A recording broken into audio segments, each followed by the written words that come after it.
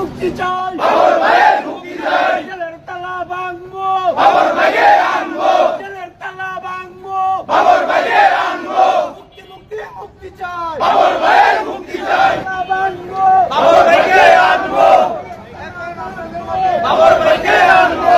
গণমানুষের নেতা, জনগণের নেতা লুৎফুজ্জামান বাবর সাহেবের জন্য এই মানববন্ধন যারা আয়োজন করেছে, এই রাজনৈতিক প্রহসনের শিকার, রাজনৈতিক ষড়যন্ত্রের শিকার, বিচারিক হয়রানির মাধ্যমে বাবর সাহেবকে 17 বছর যাবৎ জেলখানায় বন্দী রাখা হয়েছে।